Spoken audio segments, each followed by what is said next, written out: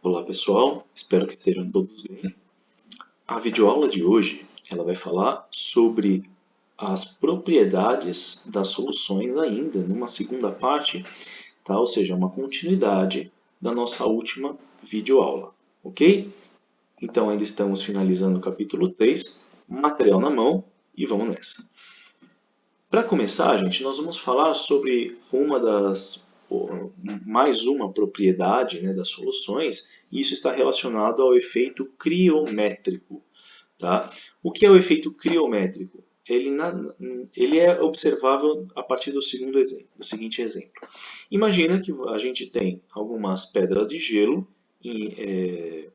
na superfície de uma amostra de água, e essa água contém sal dissolvido. Pode ser o sal cloreto de sódio, o mesmo sal que usamos na cozinha. Né? O que acontece quando o sal é dissolvido na água? Ele sofre a dissociação iônica, ele se separa, né, em cátion e ânion, certo? Como nós podemos verificar aqui pela figura. Beleza? E as moléculas de água presas nos cristais de gelo, elas são mais facilmente retiradas do cristal justamente devido à interação com os íons. Tá? Então é como se o cátion e o ânion, os cátions e ânions, retirassem mais violentamente as moléculas do cristal. Eles vão arrancando as moléculas de água do cristal de gelo, desfazendo o gelo mais rapidamente. Tá? Então, isso significa que o gelo a 0 graus Celsius ele não vai conseguir se manter na forma de cristal de gelo, tá? Justamente devido à existência de cátions e ânions que desfazem o cristal. Portanto, para congelar água com sal, ou seja, para formar novamente cristais de gelo, é necessário abaixar ainda mais a temperatura do seu sistema. Resultado: então, a presença de um soluto dissolvido no solvente, produzindo uma solução, cria um abaixamento da temperatura de fusão. Pois é, ou seja, é como se a água, então, nessa solução, só conseguisse congelar a temperaturas abaixo de zero, tá? Sendo que a água pura congela a 0 graus Celsius. Tá? A presença de um soluto cria um abaixamento dessa temperatura de fusão, a mesma temperatura de congelamento. Esse é o efeito criométrico. Tá certo, gente? Ele decorre dessa interação entre íons e as moléculas de solvente, tá? E ela pode ser utilizada para várias finalidades, tá? Como, por exemplo, para gelar mais rapidamente o seu refrigerante. Beleza? Ainda analisando o efeito criométrico, vamos recorrer um pouquinho à parte gráfica. Aqui nós temos, então, a diferença entre as curvas, né, da água pura em comparação com as curvas da água numa solução. Tá? Já vamos entender o que acontece. A água pura tem essa curva roxa aqui, como mostrado, certo? E essas curvas elas dividem os estados físicos em sólido, líquido e gás, na forma de vapor d'água. Beleza? Num gráfico que apresenta a pressão, pode ser a pressão de vapor, versus a temperatura. Controlando temperatura e pressão é que nós fazemos justamente a transição de estados físicos, sólido para líquido, líquido para gás. Certo? E essa curva roxa aqui é a da água. Porém, quando se dissolve um soluto nessa água, criamos uma solução. Está lá, esse pontilhado azul e roxo criam justamente as mesmas curvas, só que um pouquinho abaixo da curva original. Certo? Por quê? Porque o soluto ele abaixa a pressão de vapor do seu sistema. Beleza? Tá? Então, vamos avaliar isso direitinho. A temperatura de ebulição da água, então, quando se tem um soluto dissolvido, esse é o ponto de ebulição da água pura, dissolvendo um soluto nela, formando uma solução. Já verificamos nas aulas anteriores que isso cria um aumento da temperatura de ebulição. Por quê? Porque diminui a pressão de vapor da solução, ou seja, para evaporar o solvente naquela solução, é necessária uma temperatura mais elevada. Tá? Então, a presença do soluto na solução cria um aumento da temperatura de ebulição. Tá lá. É isso que nós vamos verificar, ou seja, a temperatura de ebulição na pressão normal, tá? Numa pressão atmosférica, faz com que a água, por exemplo, evapore quando numa solução, evapore a uma temperatura acima de 100 graus Celsius. A água pura evapora a 100 graus Celsius. A água de uma solução já evapora a uma temperatura mais elevada do que 100. Tá certo, gente? Esse aqui é o famoso efeito ebuliométrico, que na prática é o efeito tonométrico, certo? Diminuindo a presença do soluto, diminuindo a pressão de vapor do solvente na solução, faz com que aquele solvente na solução evapore uma temperatura acima do que é conhecido. Legal? Cria uma elevação da temperatura de ebulição. Beleza, gente? De forma igual, a temperatura de congelamento, que é o efeito criométrico, ele tem um abaixamento, tá certo? Ou seja, a água pura ela congela a 0 graus Celsius, a água de uma solução contendo soluto, ela só vai congelar abaixo de 0 graus Celsius. Aqui nós estamos considerando, por enquanto, só pressões normais. Legal, gente? Beleza? Aqui é a pressão de 1 atm, a pressão atmosférica comum, ao nível do mar. Agora, nós conhecendo então as temperaturas de congelamento e de ebulição da água, nós verificamos então essa diferença. Para uma solução, existe então um aumento da temperatura de ebulição e um abaixamento da temperatura de congelamento, quando em solução. Legal? Aproveitando essas ideias, aqui nós verificamos esse ponto, chamado aqui ponto triplo. Por que isso?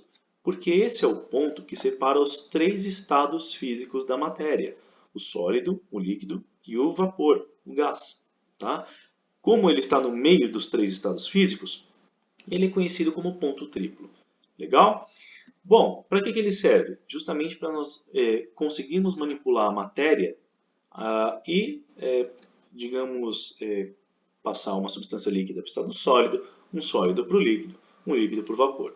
Considerando aqui uma temperatura comum, uma temperatura ambiente de 25 graus Celsius, é possível, o que nós percebemos? Que a água vai estar no estado líquido, certo? É possível, no entanto, passar a água do estado líquido para o estado sólido, certo? Fazendo o quê? Diminuindo a temperatura, ok?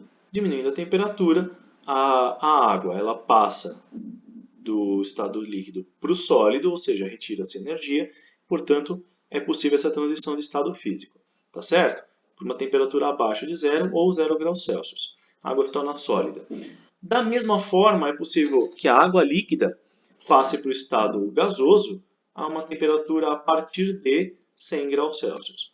Legal. Porém, observando aqui esse trecho destacado da curva, nós verificamos que é possível também passar a água do estado sólido direto para o estado vapor, desde que nós saibamos manipular temperatura e pressão. Pois é, gente, para isso serve essa curva. Se nós reduzirmos, então, a pressão suficientemente, aumentando a temperatura, nós conseguimos fazer com que a água passe diretamente do estado sólido para o estado de vapor. Mas perceba que isso só é possível em baixíssimas pressões. Tá? Então é necessário abaixar a pressão de vapor da água, criando geralmente uma pressão menor do que a pressão atmosférica no ambiente reacional, exatamente no recipiente da sua reação química. Tá bom, gente? Isso aqui é apenas uma curiosidade. É possível realizar, mas requer ali um controle instrumental adequado. Beleza, gente?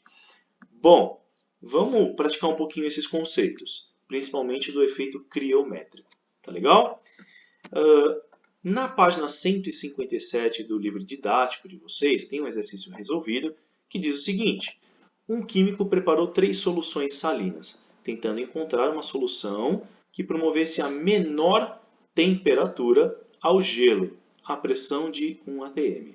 Tá? Então ele quer que o gelo só seja formado na menor temperatura possível, considerando uma pressão atmosférica comum, uma pressão externa normal. Tá? Esse ambiente aqui, reacional, ele não está fechado, ok? Portanto, sujeito à pressão atmosférica comum. Agora, as soluções que ele pretende utilizar são essas aqui. Solução A, 0,5 mol por litro de concentração de cloreto de potássio. Solução B, meio também, meio mol por litro de cloreto de sódio. Solução C, meio mol por litro de cloreto de magnésio. Vamos avaliar cada uma. Qual dessas soluções seria a mais adequada para ele conseguir gelo a menor temperatura possível? Qual dessas soluções atenderá a esse propósito e por quê? Primeiro, a primeira pergunta que se faz é qual dessas soluções produz mais íons? Exatamente, qual delas vai ter maior quantidade de espécies dissolvidas, né, ionizadas, a ponto de termos, digamos, entre aspas, mais soluto. E aí teremos aquela que vai abaixar mais a temperatura de congelamento. Vamos verificar, todas elas têm a mesma concentração. Inicialmente, não há nenhuma diferença entre elas. Mas precisamos agora avaliar cada uma delas em termos de interação após dissolvidos, os solutos. No caso do cloreto de potássio, 1 mol de cloreto de potássio sólido produz 1 mol de potássio e 1 mol de cloro dissolvidos, na forma de íons. Tá? No caso da solução B, 1 mol de cloreto de sódio produz 1 mol de sódio e 1 mol de cloreto. E na solução C, 1 mol de cloreto de magnésio produz 1 mol de magnésio e 2 mol de cloreto. Tá? Ou seja, a primeira solução, ela de 1 mol de substância produz 2 mols.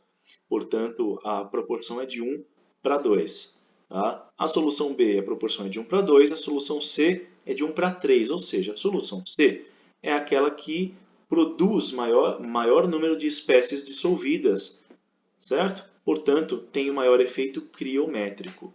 O resultado é que a solução C é aquela que produz o maior abaixamento na temperatura de congelamento, que é o que esse químico procura. Legal, gente? Então, diminuindo a temperatura de congelamento, tem o maior efeito criométrico. Beleza, então? Espero que todos vocês tenham entendido, tenham gostado. Muito obrigado pela atenção de todos vocês. Até a próxima videoaula e que a força esteja com vocês. Valeu, pessoal. Um abraço a todos.